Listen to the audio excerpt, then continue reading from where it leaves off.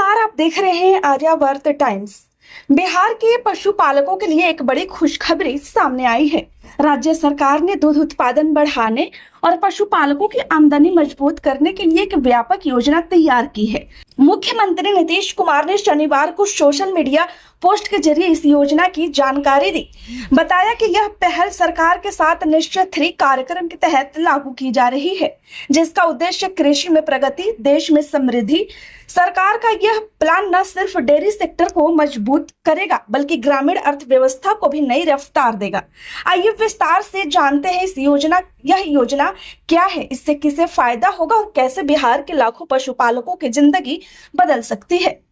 मुख्यमंत्री ने बताया कि राज्य के हर गांव में दुग्ध उत्पादन समिति गठित करने का फैसला लिया गया है। इन समितियों का मुख्य उद्देश्य यह सुनिश्चित करना है कि पशुपालकों को उनके दूध का उचित और तय मूल्य मिले, बिचौलियों की भूमिका खत्म हो और दूध की सीधी खरीद फरोख्त व्यवस्थित तरीके से हो सके। वर्तमान स्थिति की बात करें तो बिहार के कुल 39,073 गांवों में से अब तक 25,593 गांवों में दुग्ध उत्पादन समितियां बन चुकी हैं, यानी करीब 2/3 गांव इस व्यवस्था से जुड़ चुके हैं। मुख्यमंत्री ने पशु एवं मत्स्य संसाधन विभाग को निर्देश दिया है कि बाकी बचे सभी गांवों में अलग 2 वर्षों के भीतर समितियों का गठन कर लिया जाए। सरकार का मानना है कि जब गांव स्तर पर दूध संग्रह और विपणन की व्यवस्था मजबूत होगी तो पशुपालकों को नियमित आय मिलेगी, दूध की बर्बादी रुकेगी और उत्पादन भी बढ़ेगा। राज्य सरकार डेयरी नेटवर्क को और मजबूत करने के लिए 7 सुधा दूध बिक्री केंद्रों का विस्तार भी कर रही है। 7 निश्चय 2 के तहत पहले ही राज्य के सभी प्रखंडों में सुधा दूध बिक्री केंद्र स्थापित किए जा चुके हैं। अब 7 निश्चय 3 के तहत यह सुविधा पंचायत स्तर तक पहुंचाई जा रही है। फिलहाल बिहार की कुल 8,053 पंचायतों में से 100 पंचायतों में सुधा दूध बिक्री केंद्र खुल चुके हैं।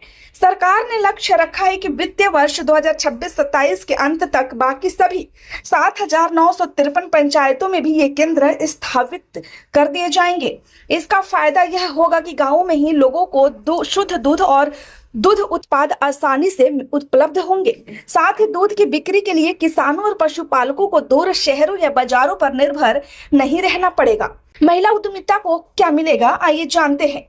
इस योजना की एक खास बात यह भी है कि पंचायत स्तर पर खुलने वाले नए सुधा दूध बिक्री केंद्रों को मुख्यमंत्री महिला रोजगार योजना से जुड़ी जीविका दीदियों को प्राथमिकता के आधार पर आवंटित किया जाएगा।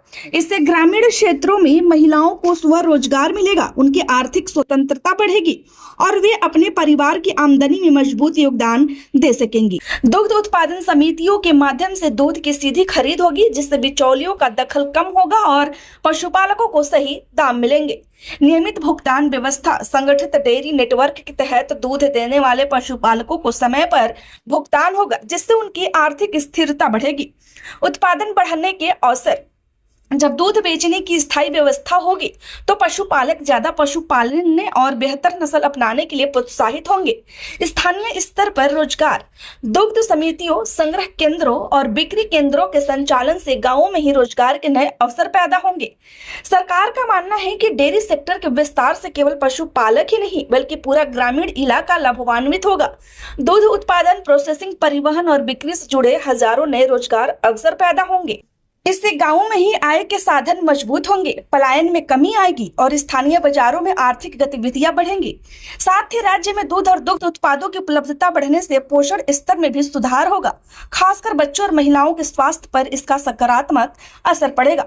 खबर कैसी लगी कमेंट में जरूर बताएं। खबर अच्छी लगी हो तो लाइक करें, चैनल को सब्सक्राइब करना ना भूलें। धन्यवाद।